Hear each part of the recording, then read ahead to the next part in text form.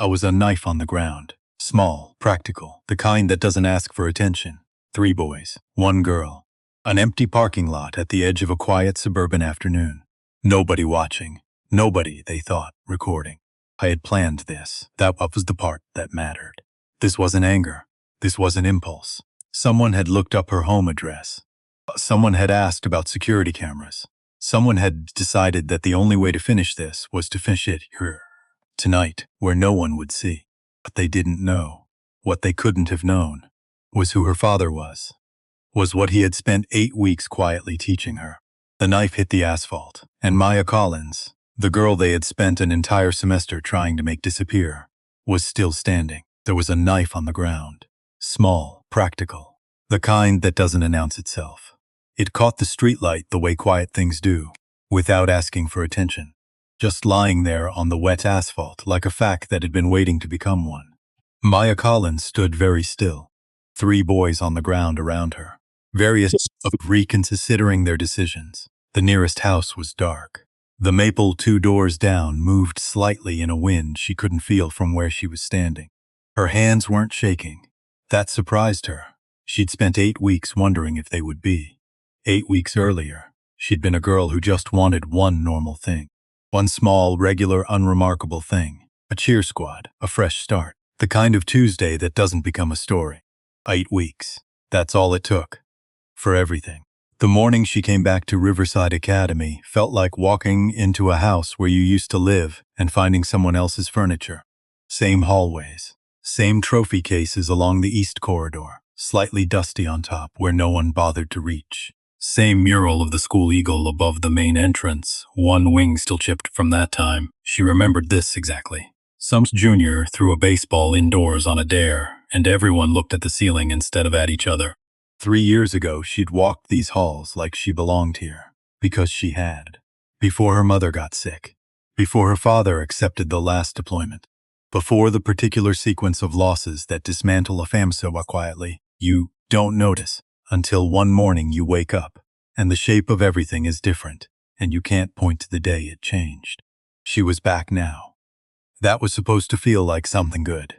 The administrative assistant typed her information with the slow precision of someone who had learned that rushing caused mistakes. Maya Collins.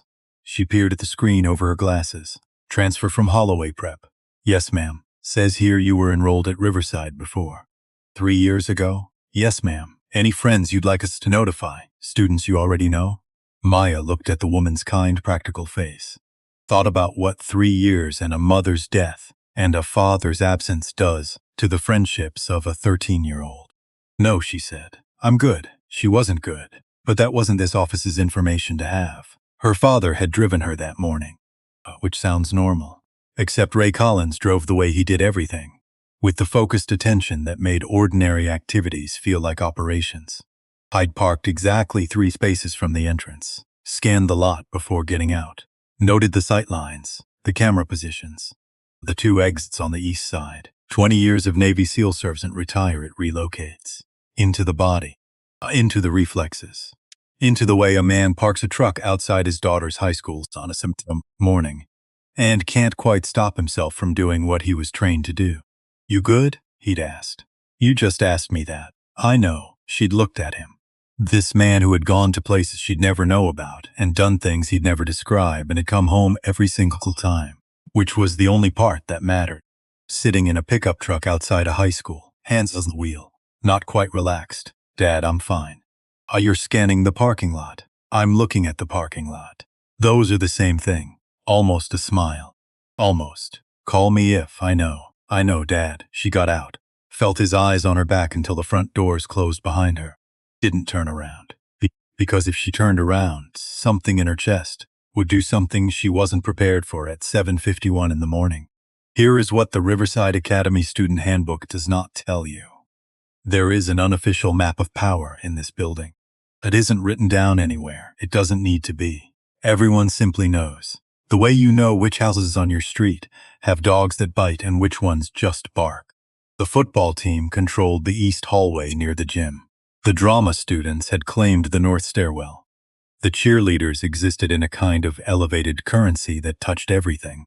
Social capital made visible through matching uniforms and Friday night sidelines. And at the center of all of it, pulling threads most people couldn't see, Grant Harlow, 17 years old, 6'2", starting quarterback for the third year running. The kind of face that photographs well and performs sincerity even better. His father, Dale Harlow, had built the hospital annex and renovated the community center and, most relevantly, funded Riverside Academy's new athletic complex 18 months ago, a $2.3 million. That number does things to institutional memory. It makes principals careful. It makes coaches flexible. It bends the particular machinery of accountability in quiet, deniable ways. Maya didn't know any of this on day one. She just saw a tall boy leaning against a locker with the ease of someone who has never once wondered whether he belonged somewhere. Their eyes met for 2 seconds. He looked away first, but not like he was done, more like he was filing something. She kept walking. Tryouts were Thursday, 3 days after enrollment. Maya had practiced for 6 weeks before arriving, alone, in the backyard of the house her father rented.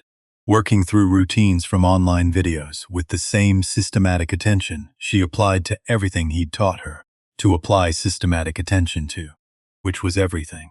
She was good and she knew it, not because she was arrogant, because she'd put in the work and she was honest about what work produced. But near the end of the third routine, a turn sequence, the last 8 counts, her hands trembled for half a second. Nerves, real ones. The kind that reminded her she was a person. She landed it anyway. Coach Linda Marsh watched from the front of the gym with a clipboard and an expression that gave away exactly nothing. She was the kind of woman who had been coaching long enough to separate talent from politics, who had watched enough skilled girls get overlooked and unremarkable ones elevated to know exactly what that cost a team and what it cost those girls.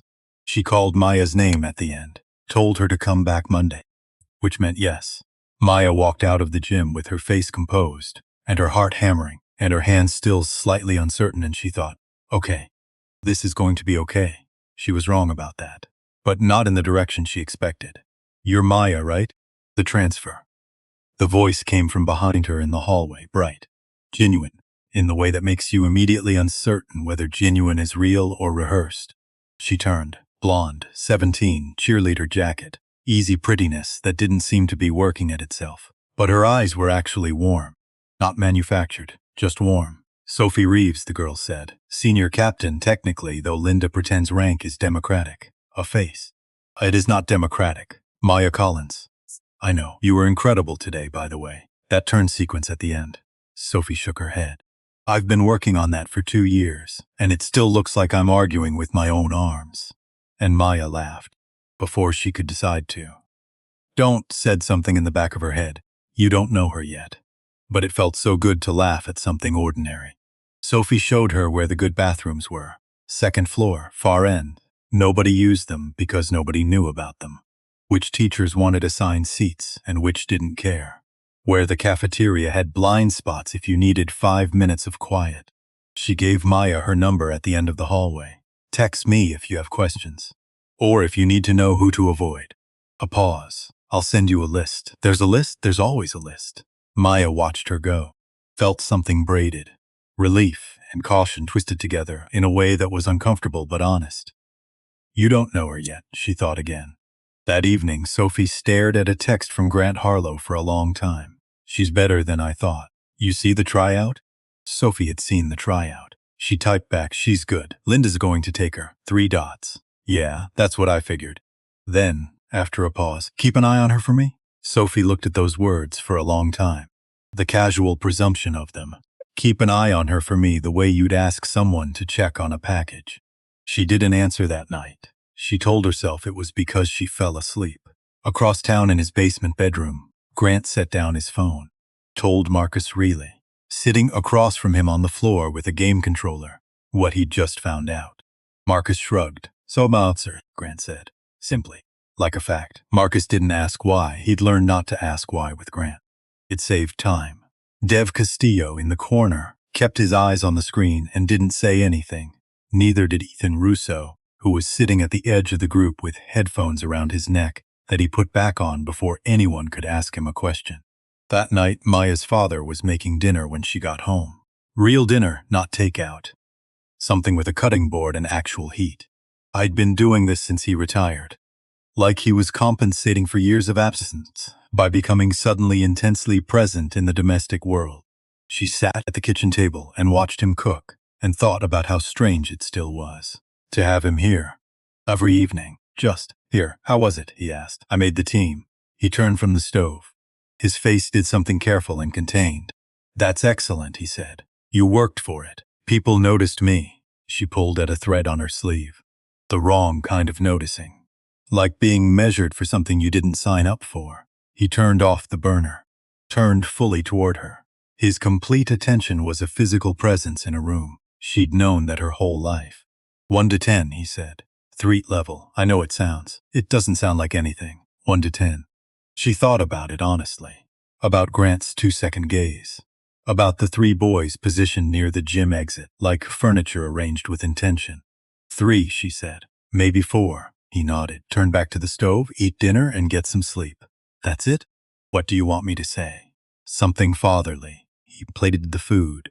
Sat across from her at the table with the crooked leg they'd been meaning to fix for 6 weeks. You're going to be fine, he said. You don't know that. No, he agreed. But you're going to be fine anyway. They ate. The kitchen was quiet in the way it got when 2 people who understood silence shared it without discomfort. She thought 4. Definitely 4. Week 2 came in small and deniable. The way escalations always begin Monday. Maya arrived to find she wasn't in the cheerleading group chat. Hybe never added, maybe an oversight. Sophie had confirmed adding her Sunday night with a screenshot, so not an oversight. Tuesday, history project. She asked the girl next to her to partner. Already have someone. The 2 seats on the other side suddenly had invisible reservations. She worked alone. She was good at working alone. 3 years of practice. But Wednesday, cheer practice. Back formation, which made sense. She was new. Except the 2 girls flanking her kept drifting just slightly, just enough. So Maya was always adjusting. Always half a beat behind. Always the one who looked like she hadn't learned the routine. Accidents. Both of them, every time. She caught one. A junior named Brittany, carefully curled hair, practiced sympathy, watching her in the mirror. Not with malice. Worse than malice. Boredom. Like this was just a thing they did. Thursday. A notification. The school's Instagram had posted about new student achievements. Her name was in it. Someone had commented, "Diversity team building is so important for our school brand." 14 likes. The smiley face did the most work. It always does. She screenshotted it, opened a new note, typed the date, the time, exact wording. Her father had taught her to document everything before she knew whether it mattered. She was beginning to understand it was going to matter. Friday was the cafeteria. She should have seen it coming. The cafeteria is always where the invisible map becomes briefly visible. She was carrying her tray, chicken, rice, an apple that turned out to be disappointing, when Grant stepped back from the table, directly into her path. The tray tilted. She caught it. Most of it. "Oh, sorry." His voice was easy. "Practiced. Didn't see you there. Didn't see you there." 4 words that can contain a philosophy. Darius Webb sat at the table with his arms crossed, watching with mild entertainment. Next to him, Ethan Russo looked at his lunch, didn't look up, but didn't laugh either. "It's fine," Maya said. "Are you sure? You've got something?" "It's fine," she said again, even, still. She walked to the farthest available table, sat down. Hot, with complete composure. Her face, calm, her hands under the table, gripping each other hard enough to leave marks. She breathed, and she looked casually around the cafeteria. At Grant, already turned away, already laughing at something. At Darius on his phone. At Ethan, who was still looking at her, not with smirk, not with satisfaction. Something young and uncomfortable and guilty? Was that possible? She filed it. The way her father had taught her to file things that might matter later. She didn't tell Ray about the cafeteria that night, or the group chat, or the smiley face with 14 likes. He looked at her across the dinner table with the careful attention of a man trained to read what people weren't offering. "You're editing," he said. "I'm tired. Maya, I'm handling it." "I know you are." His voice was patient. "I'd still like to know what you're handling." She looked at him. This man who could, if she said the word, call in every resource available to him and wrap the whole situation up before the week ended. Who knew that doing so was exactly the wrong move. Who was asking not because he was going to act, but because he wanted her to know she didn't have to carry it alone. It's a 3, she said, still. Okay, he picked up his fork. Let me know when it moves. It moved 3 weeks in. She came in early to the computer lab and found the student information portal open on the screen. She'd logged in from her phone before arriving. She hadn't opened the portal. She closed it. Already felt it in her chest. The premonition of a shape before you know what the shape is. By second period, she knew. The workers were different that day. Not background level. Specific. Pointed, a girl in English class looked at her with something that was almost pity. 2 boys in the hallway moved aside when she passed, and the extra space felt worse than the usual crowding. Sophie caught her arm between classes, pulled her into the second-floor bathroom. Their bathroom. Someone accessed the student medical portal, Sophie said. I don't know how. But people are talking about she stopped, your anxiety documentation. From Holloway Prep, the counseling notes. Amaya stood very still. The sink, the fluorescent light, the middle faucet with its slight drip. She located herself in the physical space, the way her father had taught her when she was 9, and the world felt too loud to navigate. How many people, she said. I don't. Something in her voice made Sophie answer immediately. A lot, Sophie said. The football group chat. And then from there, she gestured. Everywhere. Someone had found the most private thing about her. The aftermath of grief that had shown up in her body as panic, as sleeplessness, as a clinical diagnosis she was not ashamed of, but that was hers. That she had not given anyone permission to share. And someone had shared it with everyone. Maya looked at herself in the bathroom mirror for a moment. The face that looked back was composed. Ray Collins's daughter through and through. Yeah, inside something had shifted from 4 to something she didn't have a word for yet.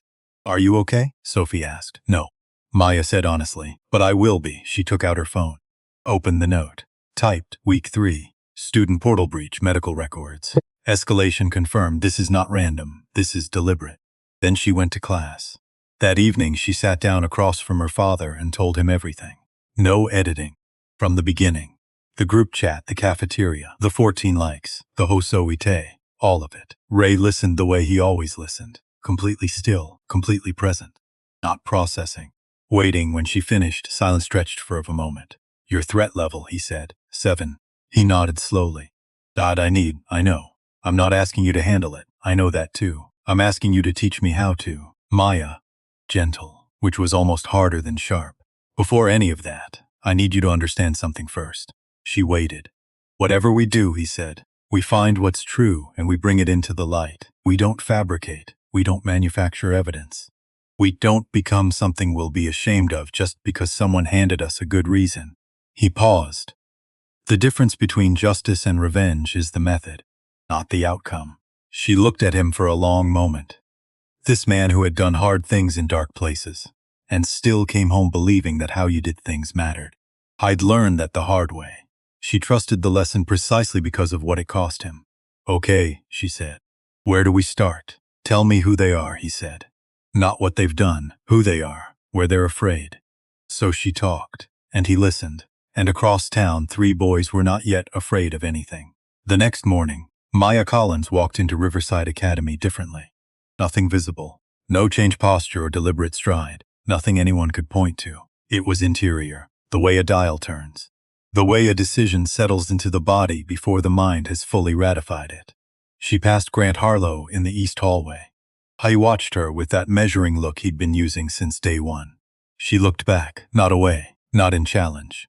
The way you look at a problem you've already started working. Then she kept walking. She arrived 30 minutes early on Monday. Library, 2nd floor. Window overlooking the parking lot. Back to the wall. View of 3 exits. Some habits don't need explaining. Grant arrived at 7:44. Black truck. Same spot near the gym every day. He walked with the forward lean of someone accustomed to being watched and comfortable with it. I stopped twice to acknowledge people. Brief, rationed gestures. The body language of someone distributing limited resources. Darius Webb arrived at 7:52. Older truck. Before getting out, he sat still for a moment with his head back and his eyes closed. Like someone steeling themselves for something. Ethan Russo arrived last. Dropped off by a silver sedan that needed new shocks. Before closing the door, He said something to whoever was driving, and his face, just for a second, became younger. Softer. Like a version of himself he kept at home. The door closed. Headphones on, eyes down. Two versions, Maya thought.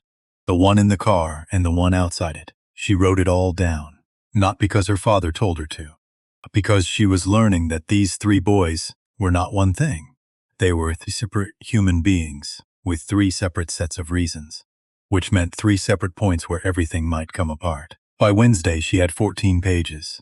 Observations only. Times, locations, patterns. Grant Harlow left his locker combination open twice, both times while distracted talking to someone he wanted to impress. Always sat with his back to the wall in the cafeteria. Checked his phone during Coach Marsh's cross-training, which was interesting because phones were supposedly locked in the athletic office during practice.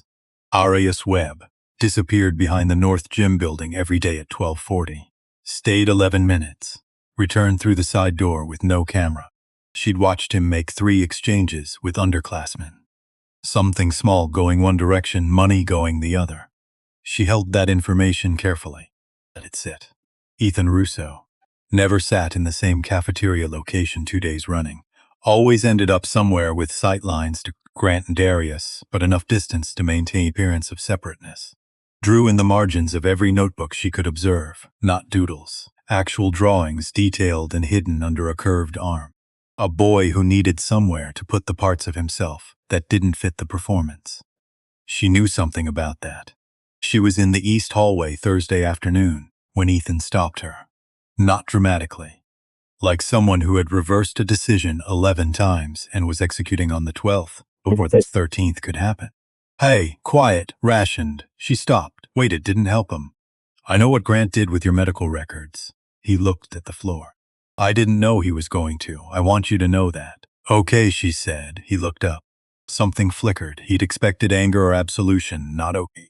He reached into his jacket, pulled out a USB drive. Small. Black. There are 3 other students, he said, who transferred in the past 2 years. I kept copies because I didn't know what to do with them. And then I just kept not knowing. He held it out. I know now. She looked at the drive. Then at him. Why are you doing this? She asked. Because I was there when he did those things to them. His voice was flat. Not fishing for sympathy, just stating. And I didn't do anything. I've been carrying that for a long time. She took the drive. I'm not a good person, he said. Matter of fact. You might become one, she said, if you keep going. She walked away. Heard him exhale behind her. The specific sound of something being set down after a long time of carrying it. She didn't look back, but she filed that sound. Her father read through the USB files that night in silence. 3 folders. Screenshots of text messages. Video on a shaky phone camera, shot secretly, showing something in the athletic hallway that made Maya's chest even though it wasn't about her. Because it could have been. Ray closed the laptop. He kept these for over a year. Yes. That's a complicated kind of cowardice, he said. Without judgment. Just categorizing. The kind that knows better and still doesn't act.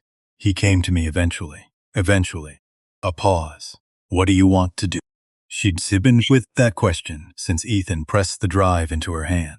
I want to do it right, she said. He almost smiled. Then let's figure out what right looks like. I spent 2 hours on it. Not planning revenge, planning accuracy. What was verified versus interpreted. What constituted legitimate evidence versus Maya's reading of events. Ray was precise about the distinction. Not because he doubted her, but because precision was what would make this hold. The 3 prior students. 2 were willing to speak. Not to the school, they'd tried that, but to outside authorities. Darius Webb. More complicated. Because Maya had done social media archaeology, the kind that seems like it should be harder than it is, because people document more of themselves than they think they do. And she'd found that Darius sent money home. Every week. His mother's account had once posted about late rent, the specific amount, the landlord's name. The kind of detail people share when they're past caring who knows. Maya sat with that for a long time. What Darius was doing was wrong. He was selling nicotine to 14-year-olds. That caused harm. That wasn't something she could look at and file away. But he was sending the money home, which didn't make it right. Nothing made it right, but it changed the texture of it. And if she brought evidence forward without acknowledging that texture, She was participating in a story about Darius that was true in its facts and incomplete in its humanity. She didn't want to do that, even though she remembered his hands on her arm in the hallway. Even though she remembered exactly how afraid she had felt. She could hold both things. Dad, she said, what if exposing Darius is the right thing and I can also do something else at the same time? He waited. School has an emergency assistance fund. Students in financial hardship. It exists, but practically no one knows about it because the applications go through Principal Warren's office. She paused.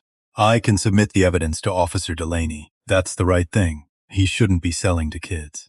But I can also write an anonymous letter to the school board about the fund. About what happens when students feel illegal options are the only options available to them. Her father was quiet for a long moment. That's a more complicated solution than most people would arrive at, he said. I had a strange upbringing. He actually laughed. Short and real and rare. Submit the evidence, he said. Write the letter. Both. She nodded. Maya. He waited until she looked at him. I'm proud of you, not for what you're doing, for how you're thinking about it. She didn't know what to do with that exactly. So she looked back at her notes. But something in her chest loosened slightly. The specific loosening of being seen accurately by someone who matters. The evidence about Darius went to Officer Delaney on Thursday afternoon. Anonymous. Type 2 video clips attached, shot from distance, unambiguous. The letter about the assistance fund went to the school board the same day.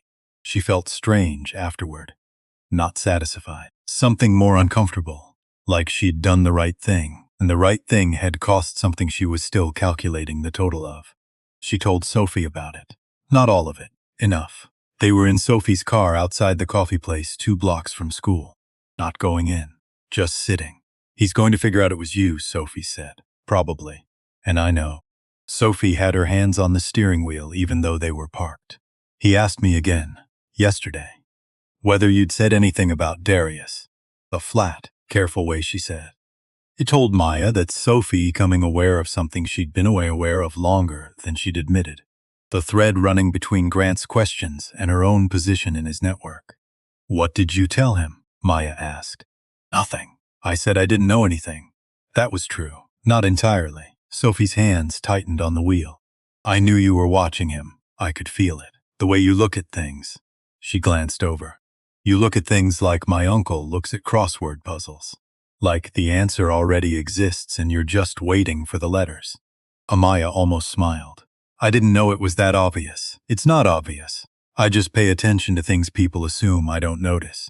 It's kind of my whole strategy. The intelligence behind the warmth. Kept quiet because quiet was safer. Sophie, carefully. How long have you been noticing things about Grant? A long pause. Long enough, Sophie said, that I should have done something about it by now. Said like a confession. Like something she'd been carrying in a particular internal pocket and was finally, carefully, setting down between them. Maya didn't push. Didn't comfort. Just let it exist, acknowledged and real. I'm not asking you to do anything, she said. Whatever you decide. I know. Quieter now. That's sort of the problem. You're not asking. You're just being honest with me. And that's harder to ignore than if you'd asked. Sophie started the car. Neither of them said anything else. But Maya noticed she drove home a different route than usual. The long way. Like someone who needed more time before arriving somewhere. Darius Webb was pulled out of chemistry on Friday. Maya was in the adjacent classroom. She heard it, the quality of a hallway conversation involving an adult and a teenager and the word now. Through the window 30 minutes later, she watched Officer Delaney, walking toward the north building with Darius beside him. She'd expect his face to be angry, or defiant. Instead, he looked tired, the specific tiredness of someone who'd been running from something for a long time and had just been caught, and part of him, small, older than the rest, was almost relieved to stop. She watched until he went through the door, then turned back to her work. No triumph. She'd expected maybe she'd feel some. Instead, a quiet, complicated weight. The particular density of doing the right thing and finding out it's heavier than you predicted. Both things, she thought. You can always hold both things. By Monday, Grant knew, or suspected enough that the distinction barely mattered. He was different in the hallways. Sharper. His eyes moved differently. Not performing, actually looking. like something in his ecosystem had been disturbed and he could feel it before he could locate it. Ethan passed Maya Tuesday morning without slowing down, voice at normal conversation level. He called me last night. He's narrowing the list. She didn't look up from her locker. How narrow? Getting there, still walking. He doesn't know it's you. But he will. I know. You're not worried. I didn't say that. She closed her locker. Hud was almost past her. Ethan, quiet. He turned. Keep going, she said. Pass this. Do something with it. He walked on, but his shoulders dropped slightly. The specific drop of something heavy being permanently set down.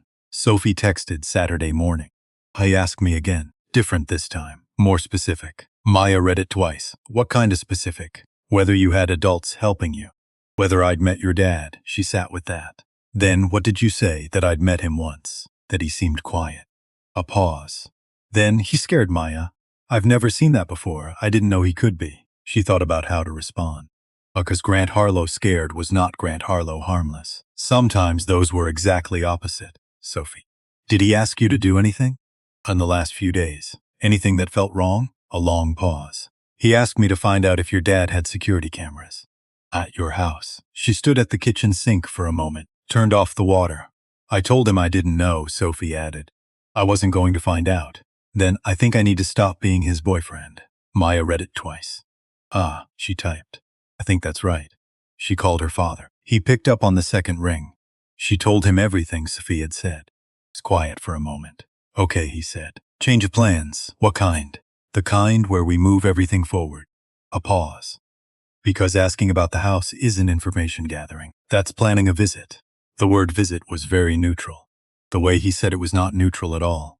Dad, Maya, are you home? Yes, stay home. I'll be back by 3. I have calls to make. You're not telling me what calls. Dad, trust me, he said. She did. She always had. She hung up, stood in the kitchen, looked out at the ordinary Saturday of the neighborhood. A dog being walked, leaves on the maple is starting their slow turn, a lawnmower somewhere out of sight. All of it completely normal, except for the feeling of a last page turning. That evening, Ray Collins walked her through everything. Who he'd contacted, what was agreed, what would happen in what order. She listened, asked questions. He answered them all. When he finished, she was quiet. Dad, she said, when you were on missions, did you ever have to make a call where you knew the right outcome, but you didn't know who would get hurt in the process of getting there? Looked her, yes. How did you decide? He actually thought about it, the real answer, not the reassuring one. You look at the alternatives, he said. Not the ideal ones, the real ones, the ones that actually exist if you don't act. A pause. And you act in a way you can explain out loud, to someone who loves you and will be honest with you.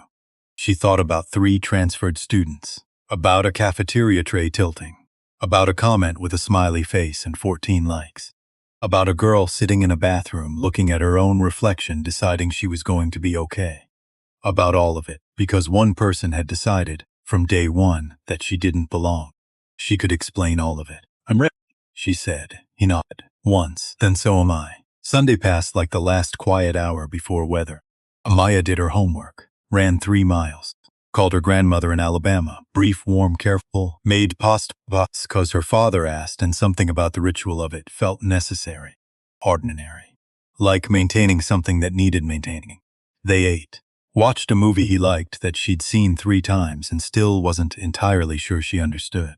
Before bed, she stood in the hallway. Dad. He looked up from the book he wasn't really reading. Whatever happens this week, she said, I want you to know, coming back here, I know it wasn't easy for you. I know you did it for me. He was quiet for a moment. I did it for both of us, he said. We both needed to stop moving. She went to her room, lay in the dark, thought about her mother. A Tuesday in October, she must have been 12. Kitchen, soup with butternut squash and a spice she could never identify. Radio low, that particular cold afternoon light. She'd thought, everything is exactly right. She hadn't known enough to hold on to it. She knew now. You never do until after. Monday started the calls. Ray made them in his office with the door closed. Maya heard the cadence of his voice through the wall, the specific register of a man presenting evidence to people who needed to act on it clearly and quickly. He didn't overstate. He didn't dramatize. He let facts do what facts do when they're allowed to. By Monday afternoon, the school district's independent investigator had been notified. By Tuesday morning, 2 of the 3 prior students' families had spoken with attorneys. By Tuesday evening, formal complaints had been filed, not to Principal Warren's office, but directly to the district's Office of Student Rights and Safety, over Warren's head entirely. Maya found out later that Warren received a call Wednesday at 4:15 asking him to preserve all documentation related to student complaints for the past 2 academic years. She imagined his face when he took that call, tried not to feel satisfaction about it, was about 60% successful. Wednesday in the cafeteria, Sophie sat across from her, lighter, and wrung out, the way people look when they've done something right that costs them something real. "How are you?" Maya asked. "Ask me in a week," he said. They ate. Didn't fill the space. Sometimes that's what friendship is. 2 people in the same vicinity, not requiring anything of each other except presence. Ethan walked past at 12:43. Brief eye contact with Maya. The smallest nod. She returned it equally small. "Sophie, watch this." "Is that?" "Yes. He's complicated." "Aren't they all?" Sophie said and returned to her lunch. Thursday brought something she hadn't planned for. She was tracking Darius's usual 12:40 disappearance when she saw him do something unexpected. Instead of the north gym door, he went around the back of the building to where 2 freshman boys were waiting. She watched the exchange. Money. The small package, the same as before. But then one of the freshman boys said something. And Darius stopped, looked at him for a moment, said something back. The freshman looked surprised, then nodded. She couldn't hear the exchange, but she watched Darius walk away after, and his face was not satisfied. Not the face of someone who'd just made easy money. Something more like a person doing what they felt they had to, and hating it. She thought about that for the rest of the day. That evening, she finished the anonymous letter to the school board about the Emergency Assistance Fund. She rewrote it 4 times. Made it specific. The application process, the lack of visibility, the documented cases of students in financial hardship who hadn't accessed available resources. She didn't mention Darius by name. She didn't need to. She sent it from a library computer. Then she sat in the parking lot for a few minutes before driving home.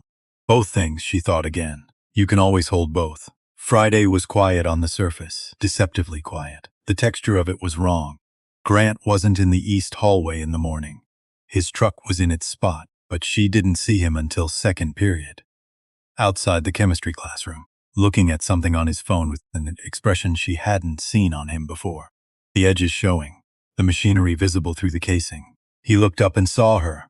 She held his gaze for 2 seconds, then walked into class. Heard his footsteps stop in the hallway, stay stopped, then move away. He knows, she thought, or close enough that it doesn't matter.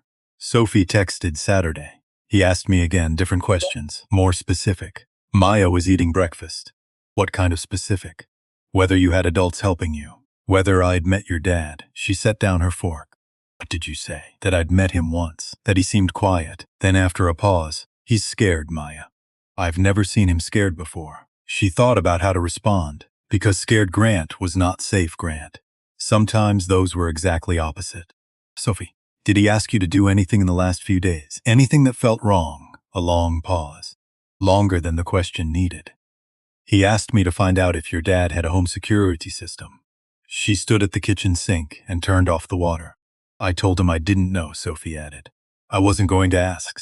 Then I think I need to stop being his girlfriend.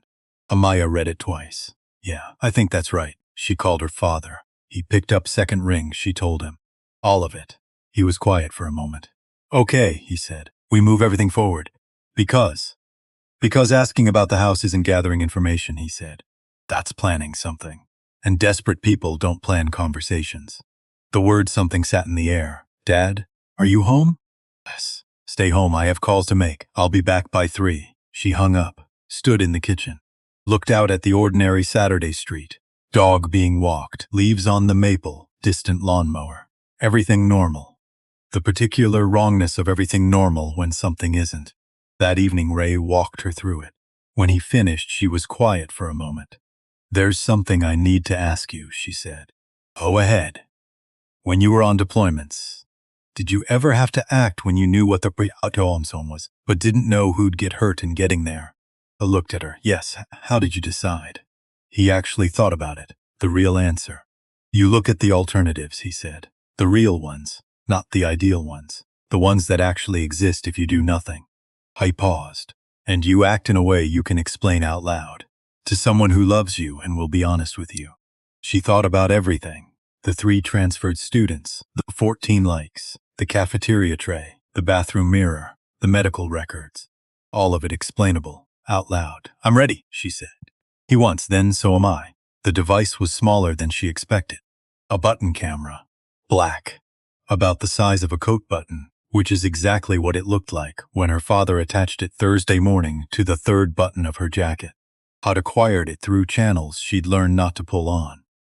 Some threads about Ray Collins kept going, and she preferred to know her father as her father, rather than as the full inventory of 20 years. He attached it, stepped back, checked the angle. Slightly left, he said. She adjusted. Good. He looked at her face. Not the camera. Her face. Maya. Don't, she said softly. If you say something right now, I'm going to. I'm proud of you. She closed her eyes for exactly 1 second. Yes, she said. Okay, he almost smiled, the real one. She went to school. The day was ordinary in the way days are before things. She went to class, took notes. Ate lunch with Sophie, who looked lighter, and wrung out in the way of someone who'd done the right thing at real cost. At 12:43, Ethan walked past. Brief nod, returned equally. 3rd period chemistry. She was working through a problem set when her phone buzzed on silent. Ethan, he knows it's you. Been with Marcus and Dev all afternoon. Go out the front entrance, not the east lot. She read it twice. Marcus Riley and Dev Castillo. She'd cataloged them. Outer ring of Grant's orbit. Not initiators, but present in the way that becomes complicity. She'd seen them in the parking lot, at the lunch table, in the peripheral frame of every Grant-adjacent moment for 8 weeks. She'd intended to never need to think about them specifically. She texted her father, change of location, main front entrance. 3 subjects confirmed. His response, 11 seconds. Copy repositioning 2 blocks north. She put the phone away, finished the problem set. 4 counts in, 4 counts out. Checked the button camera angle through a casual adjustment of her jacket. Then she gathered her things and walked toward the front entrance with the pace of someone who had made a decision and was at peace with it. The afternoon was gray and mild. Parking lot mostly empty, late enough for the regular crowd to have cleared, early enough for after-school activities to not have gathered. That window, that specific window, which was the point. She heard them before she saw them, footstep behind her, faster than casual. The rhythm of people with a destination. Hey, Grant's voice. Behind her and to the right, she turned. Kept turning until she had all 3 in sight. Grant, Marcus, Dev, loose triangle, not touching her. But the geometry was clear, 3 points, 1 center her. Grant looked different outside the social architecture of school. Not smaller exactly, more specific. The performance that made him large in hallways didn't translate to an empty parking lot on a gray afternoon. But his jaw was tight, and his eyes were doing the calculation thing. We need to talk, he said. Okay.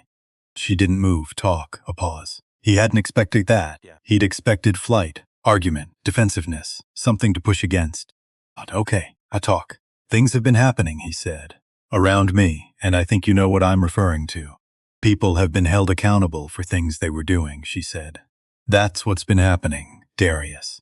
Was selling nicotine to 14-year-olds. The directness landed. She watched it. You reported him, Grant said. Evidence of illegal activity was provided to the appropriate people, she said. Yes. And the district investigation. 3 students filed formal complaints. Students who transferred out of this school because of things that happened to them here. Things that were documented. She kept her voice factual. Even. The district's Office of Student Rights received them directly. Marcus shifted. He hadn't known that part. She could tell by the way his weight moved. Dev looked at the ground. Hadn't looked up since she'd turned around. Grant's jaw tightened. You've been planning this since you arrived. I've been responding to what was done to me since I arrived, she said. There's a difference. The medical records were accessed without authorization from a private database using the school's parent portal under false credentials. She held his gaze. The district investigation found that. It's in the formal complaint. He went very still. Because he hadn't known they'd found that. His face said so with complete clarity. For the first time since she'd known him, Grant Harlow looked like what he actually was. A 17-year-old boy who had made a series of catastrophic calculations and was now sitting inside the results of them. "I didn't want any of this," she said, and she meant it, every word. "I wanted to make the team and go to class and have a normal year. That's all I wanted. You decided I was a problem before I'd done a single thing. You don't understand." "I understand completely," she said. "I just don't agree with you." Something shifted in the air. The triangle contracted. Marcus stepped forward without seeming to realize it. Ive still hadn't looked up, and Grant reached into his jacket. Later she would think about that fraction of a second before she knew what was in his hand. The knife was his father's. She found that out afterward. Dale Harlow kept a collection. Hunting knives, ceremonial pieces, the kind men who build things acquire as symbols of a self-image they're always constructing. Grant had taken it 3 weeks ago. His mother had reported it missing without connecting it to her son. Not large. Which almost made it worse, because large things read as dramatic. This was just practical. She heard herself think, okay, here we are. Not panic, something cleaner. The training stepping forward the way she'd been told it would, but hadn't quite believed until this moment. She looked at the knife.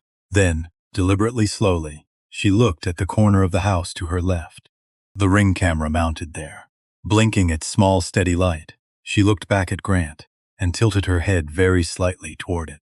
He followed her gaze, saw it, needed 1 second to understand what it had been recording. How long she moved in that second.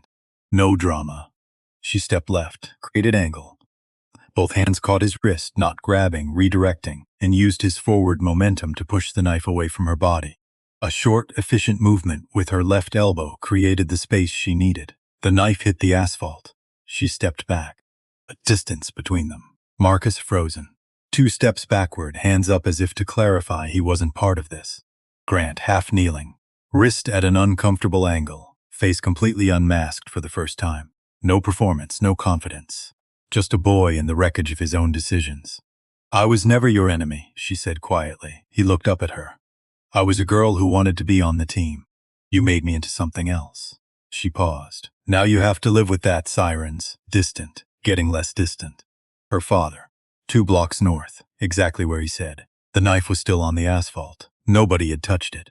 3 police cruisers in the lot, and not one person had moved it. Yet, because where evidence falls, it'll tell someone with gloves, and a bag decides otherwise. Aya stood 6 feet away from it. Her hands were not shaking. She kept noticing that. How her hands weren't shaking. Like some part of her brain hadn't caught up to the fact that the thing they'd been preparing for, quietly, systematically, for 8 weeks, had just actually happened. Officer Delaney was talking to Marcus. Marcus was talking fast. The specific fast talking of someone who needed whoever was listening to understand that this had gone several levels beyond what he'd agreed to. Dov Castillo had already given his statement and was now sitting on the curb with his elbows on his knees and his head down, not looking at anything. Grant sat on the curb on the other side of the cruiser. Not talking, not looking up. Just sitting with the particular stillness of someone who has run out of moves and knows it. Her father's truck was at the edge of the lot. Ray Collins had parked carefully, of course he had, and stepped out and now stood beside the vehicle with his arms at his sides. Not approaching, not inserting himself into the scene, just visible, just present. She understood what that cost him. Standing there, watching, not moving. He'd spent 20 years moving toward problems. Standing still was the harder thing. Officer Delaney finished with Marcus and walked toward her. I had his notebook out. The particular expression of a man who had been peripherally involved in this situation for weeks and was now standing inside the center of it. "Officer Collins," he said. "Walk me through it. Clearly, completely, without editorializing, without drama, just the sequence of events in the order they occurred." He took notes, asked 3 follow-up questions. She answered all of them. Then he walked to where Ray Collins was standing at the edge of the lot. They spoke for a few minutes. She watched her father's face from across the asphalt. It didn't change much. Controlled. Professional. The face of a man who had received bad news before and knew how to receive it without letting it knock him sideways. Except once. When Delaney said something she couldn't hear, the corners of Ray's eyes tightened. Just briefly, just slightly. Then they went smooth again. I looked across the lot at her. She gave him a small nod. He returned it, and that was everything, really. That was the whole conversation they needed to have right then. In the middle of a parking lot with a knife on the asphalt, and three boys in various stages of reconsidering their decisions. That one nod. Mrs. Patricia Okafor lived in the house on the corner. She was 63 years old, recently retired from 30 years of nursing, and had installed her security system 2 years ago after a package theft that had annoyed her more than frightened her. She had covering the front of the house, the side yard, and crucially, the corner of the street. She found out what had happened outside her home when Officer Delaney knocked on her door at 4:47 that afternoon. She provided footage within 90 minutes, 3 angles, the entire confrontation from beginning to end, Grant's approach, the triangle they'd formed, the moment he reached into his jacket, the knife, Maya's response, all of it clear, unambiguous, time-stamped. DA Patricia Holloway reviewed it that evening. Holloway was 51. She had built her career on precision rather than performance. She disliked cases that relied on interpretation when facts were available. She particularly disliked defendants who believed that family money and community standing were mitigating factors in the commission of crimes. She called her lead investigator at 8:15 that night. "File the charges in the morning," she said. "All of them." Grant Harlow was charged the following morning. Assault with a deadly weapon. Conspiracy to intimidate a witness in an ongoing investigation. The second charge elevated things from misdemeanor territory to felony, given the district investigation already in progress. Dale Harlow had 3 attorneys involved before noon. Marcus Riley received a lesser charge and a court date. Dev Castillo was released with a warning that contained within it the very clear implication that the warning was the last just gentle thing that was going to happen in his direction if he appeared in this context again. He transferred schools the following month. The district investigation continued independently of the criminal case, which was the point of having filed the complaints directly with the Office of Student Rights and Safety, rather than with Warren's office. The investigator, a woman named Sandra Keyes, who had been doing this work for 16 years and had the particular unflappable quality of someone who had seen most things, received the full documentation package from Ray Collins on the morning after the parking lot incident. Everything. The USB files Ethan had kept, the prior student testimony, the social media documentation, the medical records breach, the timeline of incidents, the screenshots, the communications. All of it organized with the methodical precision of a man who had spent 20 years writing mission reports. Keyes read through it over 2 days, made calls to the 2 prior families who had agreed to speak, reviewed the student portal access logs, which confirmed what Maya had documented. Unauthorized access to private medical information using parent portal credentials that had been deactivated 6 months earlier, but apparently never properly closed. She submitted her preliminary findings to the district superintendent on a Thursday. That same Thursday, at 4:15 in the afternoon, Principal Howard Warren received a call from the district office asking him to preserve all documentation related to student disciplinary complaints for the prior 2 academic years.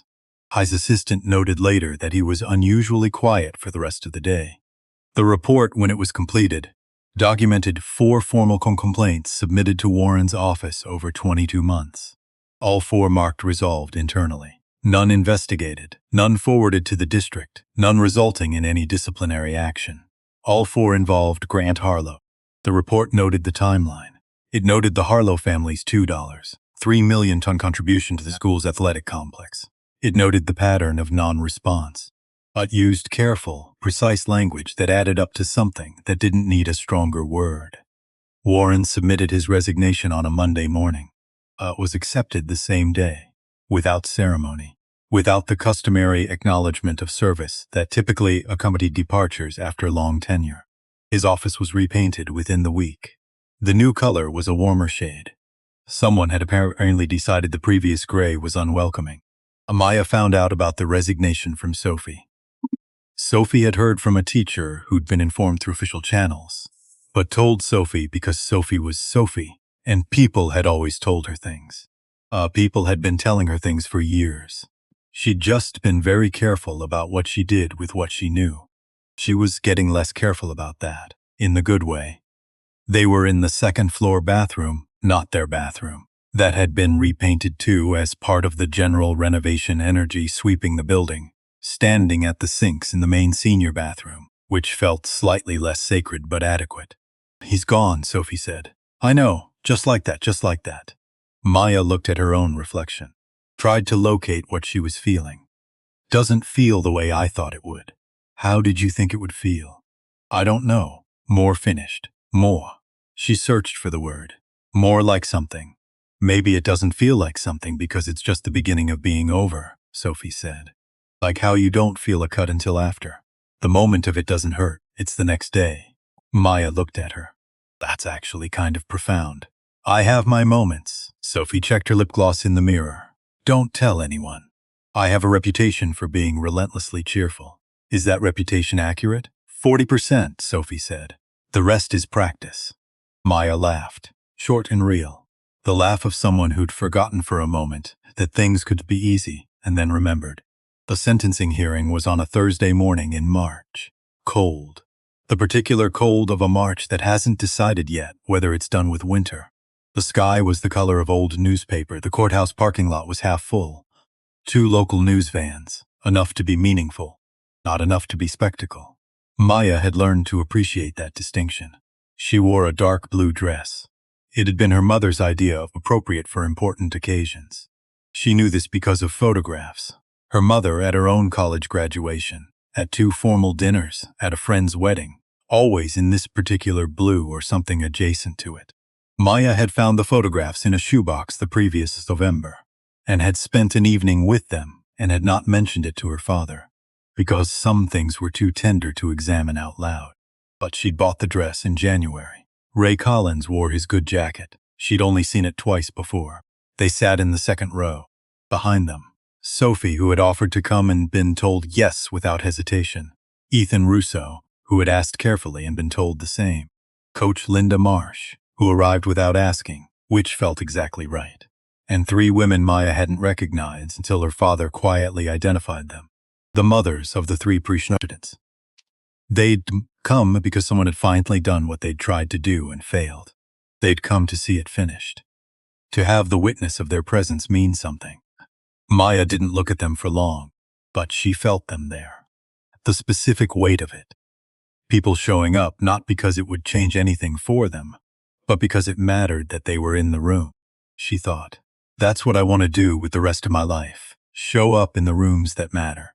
Grant Harlow stood at the front of the courtroom in a jacket that was clearly new. His attorney, expensive, skilled, the kind who could make almost anything sound like a regrettable misunderstanding, was already in motion.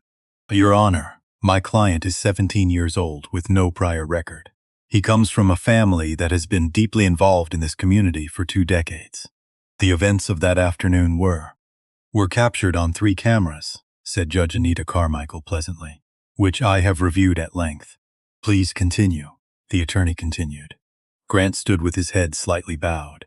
Maya studied him from the second row, tried to locate the boy she'd first seen leaning against that locker on the first day. That easy confidence, the specific gravity of someone who has never once been told no by anyone who mattered. She couldn't find him anymore. What stood there now was smaller, more accurate. A 17-year-old boy in a new jacket, standing inside the full weight of what he'd done, with no performance left to offer. Judge Carmichael set down the sentencing documents, looked over her glasses at the front of the courtroom. Mr. Harlow. He looked up. On 31 years on this bench, she said, I have watched many young people make serious mistakes and go on to become people who understood what those mistakes cost. Some of them are better for having gone through the process of accountability. She paused. I hope that's true for you. I genuinely do. But hoping doesn't change what I'm required to do with what's in front of me. Grant's attorney placed a hand briefly on his client's arm. You targeted a fellow student before she had done a single thing to you, Judge Carmichael continued. You targeted her because of who she was.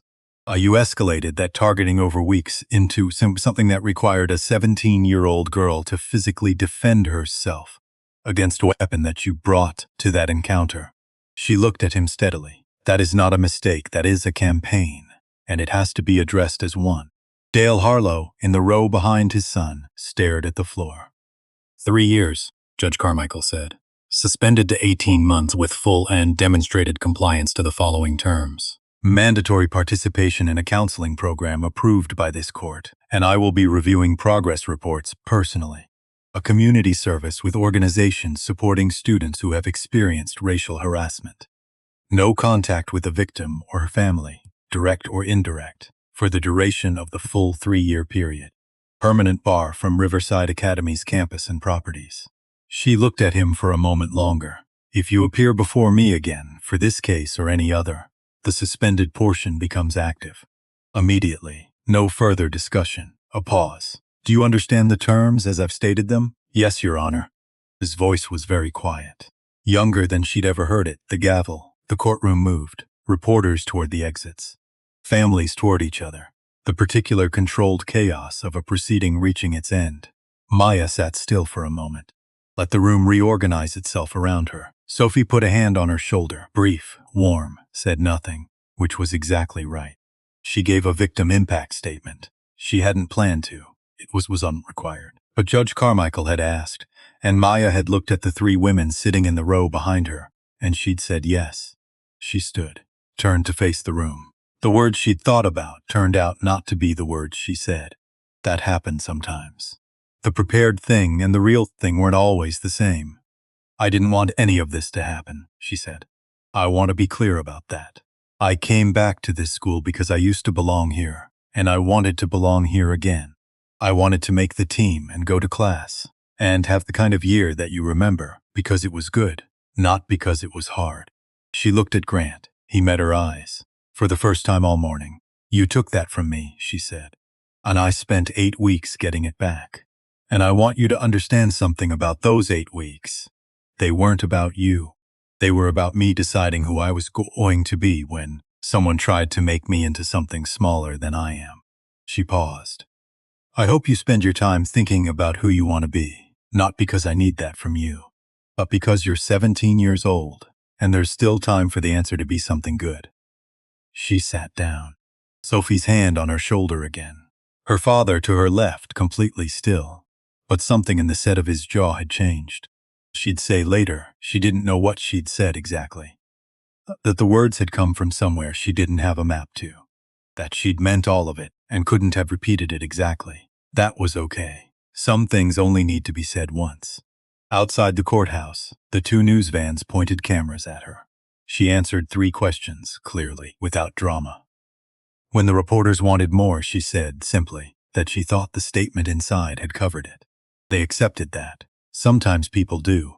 When they'd moved on, she stood on the courthouse steps, with her father in the cold March air, and for a moment they were just standing there. Being done. How do you feel, he asked. She thought about it honestly. Not the performed answer, the real one. Like something ended, she said. But not cleanly. Like, you know how when a song finishes but the last note takes a few seconds to actually leave the room? Like that. He nodded, like he understood exactly. She would have had a lot to say about this, he said quietly. He did say her name. He didn't need to. What kind of things, Maya asked, and she meant it. She wanted to know. She was ready to know. The complicated kind. He looked at the bare March trees lining the courthouse street. She never let me get away with simple answers about hard things. She'd want to understand every decision you made. Every turn. She'd have questions for weeks. That sounds exhausting. It was the best thing, he said simply. Having someone who wanted to understand you that completely. Maya looked at the gray sky. The 2 news vans finishing their pack-up. A woman in a red coat walking past the courthouse steps with her head down against the wind. I think I got her complicated and you're strategic, she said. I think so too. He paused. It's a good combination. You said that before. Still true. They walked to the truck. Ethan Russo was waiting in the parking lot. He wasn't leaning on anything, just standing, hands in his jacket pockets, looking like someone who hadn't been sure whether to stay but had stayed anyway. She walked toward him. Her father continued to the truck without being asked and stood beside it, giving them space. 18 months, she said. Counseling, community service. Ethan nodded slowly, and the others. Marcus has a court date in April. I've already transferred.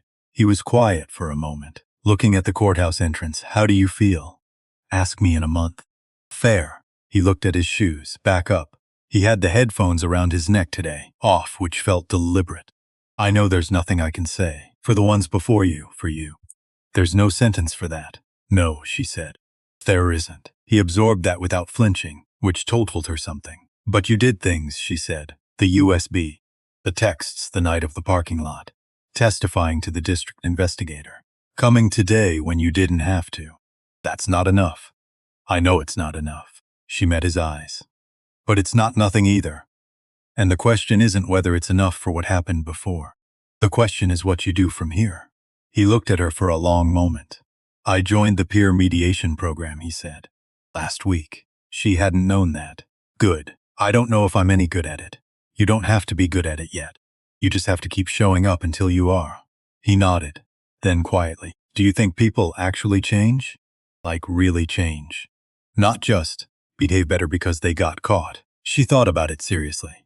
Because it was a serious question and he deserved a serious answer. I think some people do, she said. I think it's rarer than we like to say and slower than we like to admit. And I think the ones who actually change are the ones who stop asking whether they've changed enough and just keep doing the work. He was quiet. Ethan, she started to turn, stopped. I saw your drawings in your notebook margins through the whole year. He blinked. Hadn't expected that. The landscape ones especially, she said. They're good, genuinely good. Do something with that. She walked back to her father's truck. Heard Ethan stand there for a moment in the cold parking lot. Then heard the sound of him getting into his car. Heard the engine. Heard him drive away. She got into the truck. Her father started the engine. They drove home. The Darius Webb resolution came quietly and took longer and was, in the way of complicated things, more right because of that. The school resource officer investigation confirmed what the evidence showed. 11 documented transactions. Selling to minors, the youngest of whom was 13. But Darius was 17. First offense. And the letter Maya had sent to the school board, anonymously, from a library computer, specific and documented, had landed on the desk of a board member named Gloria Reyes, who read things carefully and followed up on them. There was a meeting. Darius and his mother. A district representative. Someone from the County Youth Services Office who had the specific quality of a person who had entered their field because they believed something could be done and had spent 15 years figuring out how. Maya wasn't there, didn't know exactly what was said, but the outcome, Darius on probation for 1 year, mandatory counseling, community service, and through the emergency assistance fund that had somehow suddenly acquired a functioning application process. Support that covered the family's rent arrears and established a plan forward. Not what Maya would have designed given unlimited options, but real, specific. The kind of help that addressed the actual problem instead of just the symptom. She thought about him in the truck every morning. Head back, eyes closed, steeling himself for something. She hoped it was lighter now. She genuinely, honestly hoped so, even though she still remembered his hands on her arm, still remembered the specific quality of that fear, still held that alongside the hoping. Both things. She'd stopped being surprised by how consistently true that was. How almost everything real required you to hold more than one version of it. February came in gray and cold and turned gradually warmer. Maya went to class, turned in papers. Did well on 2 tests she'd been nervous about, and adequately on one she hadn't been nervous enough about. She started going to the coffee place, 2 blocks from school, with Sophie on Tuesday afternoons, which became a ritual, the way things do when you repeat them enough times without meaning to formalize them. Cheer practice became, genuinely, something she looked forward to. That surprised her every time she noticed it. Coach Marsh quietly restructured the formations in late February. Not announced. Not discussed. Just one Tuesday practice, Maya was in the second row. The following Tuesday, she was in the first. Nobody commented on it, because nobody needed to. It was simply accurate, which was all she'd ever wanted. To be in the place that was accurate for her. Not more, not less. She called her grandmother in Alabama on a Thursday evening in late February. A real call this time. 43 minutes. You sound different, her grandmother said. I've been having a year. Good different or hard different? Both, Maya said. I think they're usually the same. Her grandmother was quiet for a moment. Then, You know your mother said that once. When you were born, I asked her how it felt. New baby, new life, all of it. And she said both. She said they're usually the same. Maya sat with that for a long time after she hung up. The accidental inheritance of a phrase. The way things move through families, without anyone passing them deliberately. The things you carry from people who are gone, without knowing you picked them up. She thought about calling her father in from the basement to tell him, then decided she'd wait. Save it for the right moment. Some things you hold for a while before you share them. March settled. The criminal case moved through its required procedures. Grant's attorneys filed 2 motions that were both denied. The footage from Mrs. Okafor's cameras was admitted as evidence without significant challenge. On late March, Maya was called in to speak with Sandra Keyes, the district investigator, for a final review of documentation. Keyes had the quality of someone who had been doing the work long enough to have seen most things and been surprised by fewer and fewer of them. But she looked at Maya across the confrontal with something that wasn't quite surprise and wasn't quite admiration, but was somewhere between them. You documented everything from the beginning, Keyes said. It wasn't a question. My father taught me to, Maya said. That documentation is a significant part of why this case is as clean as it is. I know. Keyes looked at her for a moment. You're 16, yes. Most adults wouldn't have thought to do what you did, the way you did it. Maya considered how to respond to that. I had specific preparation, she said finally. Most people don't have that, which is actually part of the problem. People shouldn't need a Navy SEAL father to know that they're allowed to document what's being done to them. That should just be a thing that schools tell students. Here's what you're allowed to do. Here's how you do it. Here's who receives it. Keyes looked at her for a long moment. That's a good point, she said. She wrote something down. The district implemented new protocols in April. Anonymous reporting system with guaranteed review timelines. Mandatory training for all administrative staff on complaint processing. External audit of all closed disciplinary files from the prior 3 years. A new position, Director of Student Rights and Safety, with direct reporting to the superintendent rather than building principals. Small changes, real ones. The kind that might have prevented all of this if they'd existed before.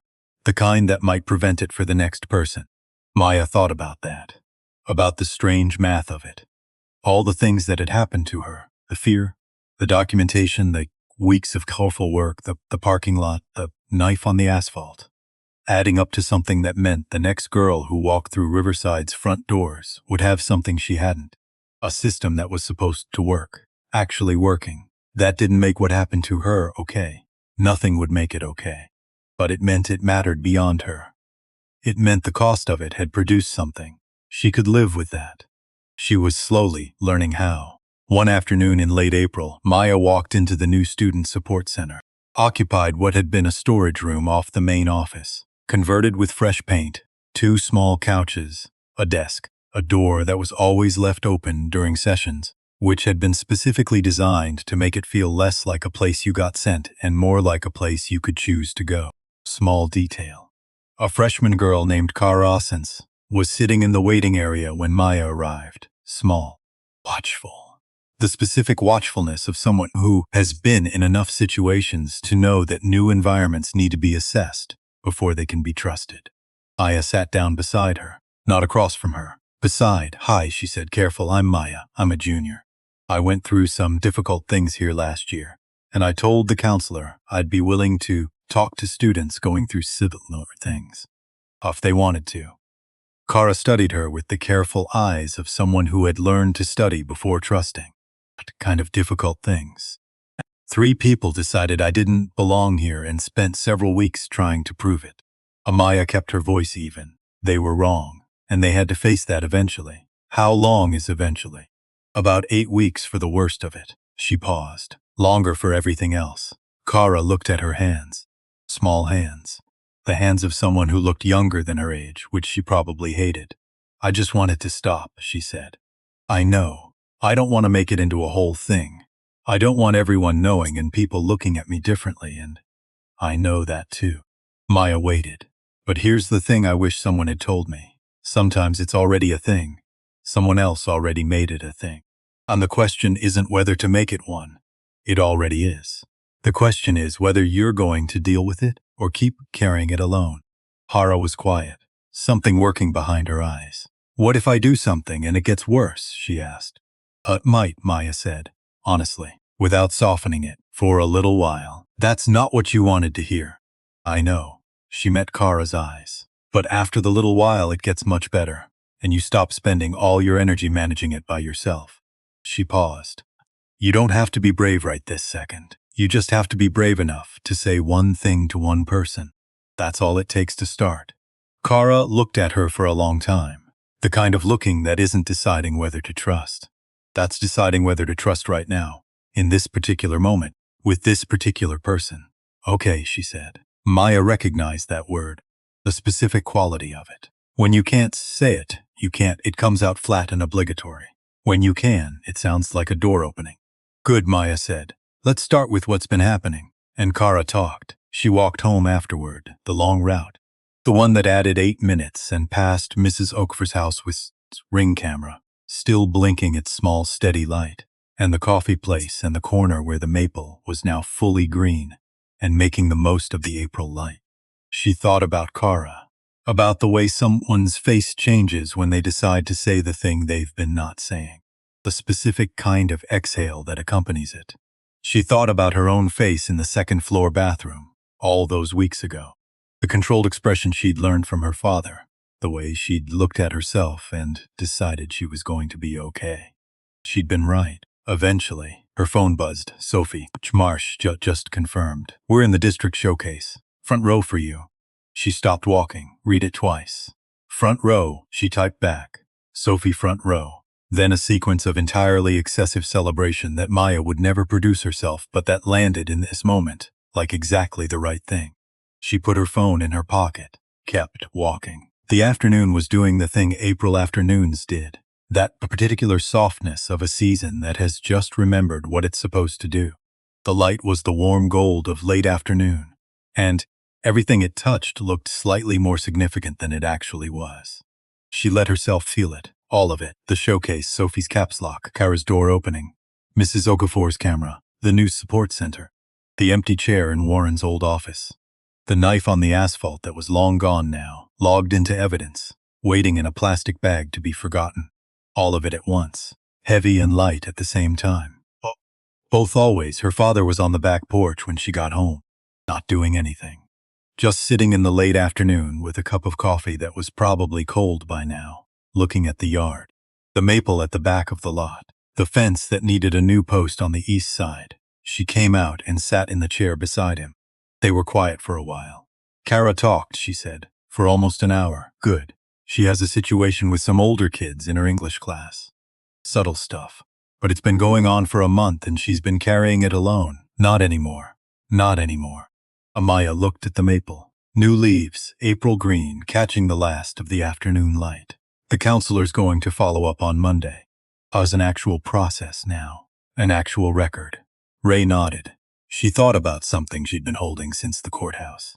Since that conversation on the steps. Dad, tell me something about her, something small. Not the important things, you've told me those. Something small that you think about. He didn't ask who. He was quiet for a moment. Then, she could never throw anything away, he said. Not trash, she was fine with trash. But things that had been given to her. Cards, notes, receipts from places we'd been together, ticket stubs. She had boxes of them. I used to tease her about it. I paused. When she was sick, she went through one of the boxes. She had every card I'd ever sent from deployment. Every single one. Some of them I didn't remember writing. He stopped. Amaya looked at his profile, the careful stillness of it. She kept all the bad ones too, he said. The ones I wrote when I was exhausted, and they were just obligatory, you know. I knew she knew the difference. She kept them anyway. Because they were from you, Maya said. Yes. They sat with that for a moment. I found a shoebox, Maya said. Last November, in the hall closet. Photographs. He looked at her. I didn't say anything because I didn't know how to. She's wearing blue in almost all of them. The formal ones, the important ones. He was quiet for a long time. I know, he said finally. She said it was her thinking color. A pause. I didn't know you'd kept that dress. I bought a similar one, Maya said, for the hearing. He looked at the maple for a long moment. Something moving across his face that he wasn't entirely able to contain and wasn't entirely trying to. I saw that, he said quietly. In the courtroom, I thought. He stopped, started again. You looked like someone who knew what they were doing and also knew exactly why they were doing it. And you were wearing that color. He paused. It was a lot. She nodded. Didn't say anything. They sat together in the April evening, and the light went from gold to the particular amber of just before dark, and the maple kept doing what maples do, and neither of them needed to fill the space with anything. Sometimes that's the whole thing. Just being in the same place, quiet together. This was her father. This was her. This was what remained. May came in warm and certain. Rehearsals for the district showcase for Tuesday and Thursday. The routine Coach Marsh had built was, and Maya could say this now without it sounding like opinion rather than fact, good. Actually good. The kind of good that came from a coach who had spent years learning what she was doing, and a team that had gone through something hard together, and come out the other side still standing. Sophie ran practice on Tuesdays when Coach Marsh had administrative meetings. She did it the way she did most things, with warmth and precision and an absolute refusal to accept the idea that those two qualities were in tension. Ethan Russo was in the peer mediation program. Maya heard this through the counselor who ran it, who mentioned it in passing. He'd been coming every week, wasn't leading anything, just present, listening, occasionally saying something that turned out to be worth hearing. The slow work, the unglamorous kind. The kind that doesn't make a story but makes a person. She saw him once in the hallway in mid-May. He was drawing in his notebook margin. She caught a glimpse as she passed, a small, detailed landscape, a river with trees, intricate and careful and almost completely hidden under his arm. She gave him a look that meant, keep going. He gave her one back that meant, I am. That was the right size for what they were to each other.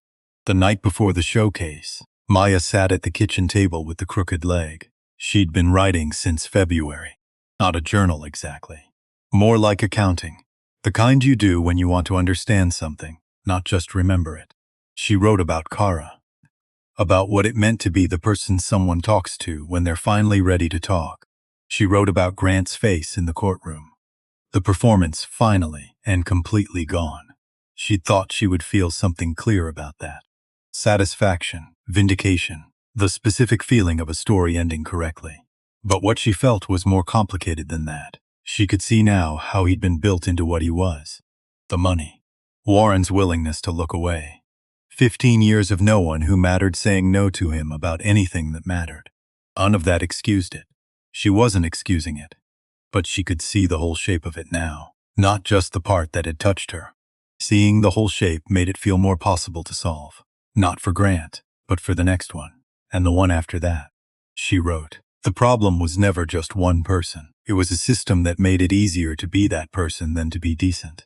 Then, which means the solution has to be systemic too. Not just consequences, structure. Then, new protocols, open doors. Anonymous reports that actually go somewhere. A director who reports upward instead of sideways. Then small things, but real ones. She looked at what she'd written. Added, real things are the only things that last. She closed the notebook, looked out the kitchen window at the dark backyard. The maple invisible in the evening but present, because some things you know are there, even when you can't see them. The showcase was on a Saturday in late May. The district gymnasium was larger than Riverside's, bleachers on 3 sides. Families filling in from the parking lot, with the particular organized chaos of a large event. 4 school teams performing. Riverside was third. Maya stood in the staging area with the rest of the squad. Sophie was running a last check of formations, counting quietly, making eye contact with each person in turn. The eye contact that said, I see you, you're ready, we're doing this together. Coach Marsh stood to the side, arms crossed, expression that gave away nothing except her eyes, which were, Maya had learned to read, giving away quite a lot. Maya looked out at the bleachers. Found her father in the second row without having to search long. He was sitting with the specific stillness of a man trying to be a normal parent at a normal school event and not quite being able to fully suppress 20 years of professional habits. He was scanning the exits. She saw him catch himself, look forward, find her face in the staging area. She gave him the smallest possible nod.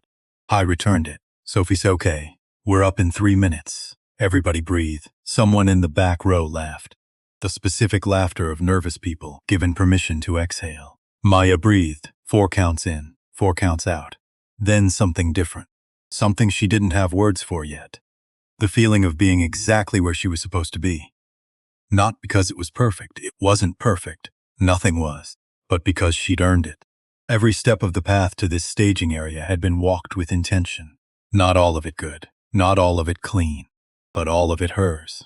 She thought about her mother, the October kitchen, the soup and the gold light and the sense of everything being exactly right. She hadn't known enough to hold on to it then. She knew now. She was holding on. Okay, Sophie said. Let's go. They performed the routine without error. That's the factual account of it. The fuller account is this. They performed it like a team that had been through something and knew it and was done apologizing for knowing it. They performed it with the specific energy of people who had learned, at some cost, that they were capable of more than they'd been allowed to show. Aya was in the front row, center formation, exactly where she belonged, not because anyone had given it to her. Because she'd stayed when it would have been easier to leave, because she'd documented everything, because she'd chosen, at every fork, to do it the right way, even when the right way was slower and harder and didn't feel like enough. Because she was Ray Collins's daughter, and he had taught her, not through lectures but through the example of how he lived, that how you did things was as important as whether you did them. That integrity wasn't a feeling. It was a practice, something you chose specifically when it cost you something. When the music ended and the gymnasium filled with applause, Maya stood in the front row and looked at the bleachers. Her father was standing.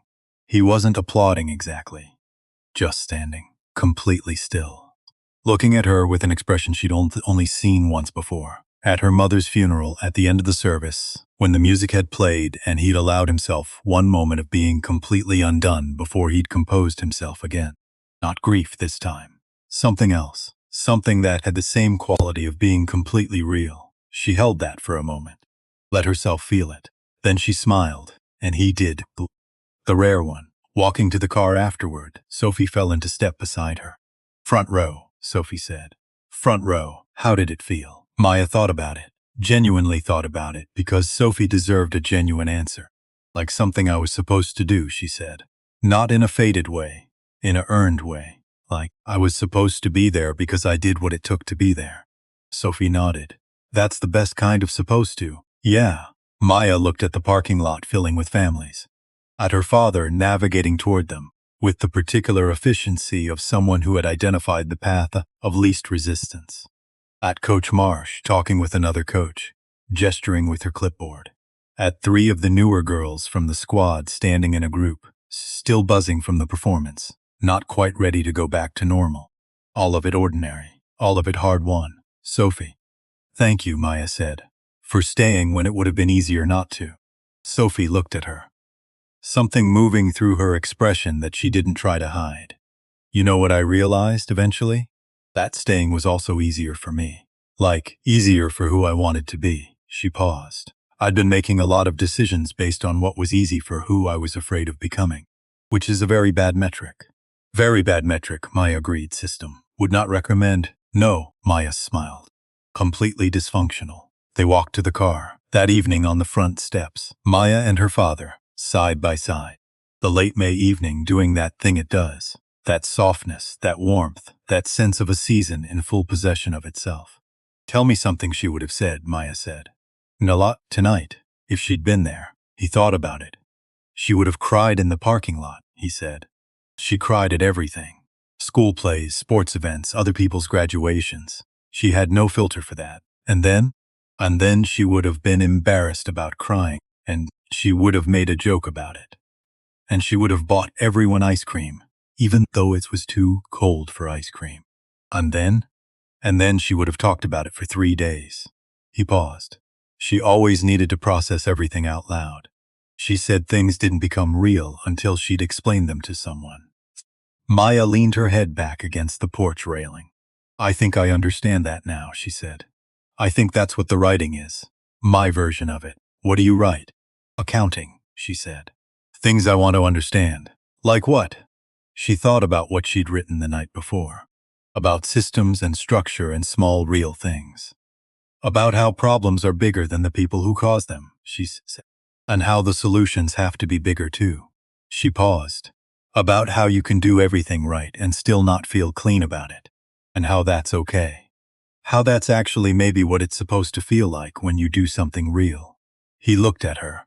You should write that down, he said. I did, he nodded, looked at the street, the dog being walked, the kid on the bicycle who'd been on a bicycle on this street every evening for the past month.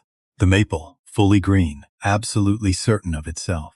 I'm sorry you had to go through it, he said. All of it, I know. And I'm glad he stopped. Started again. I'm glad you know who you are. Some people take much longer. I had help, she said.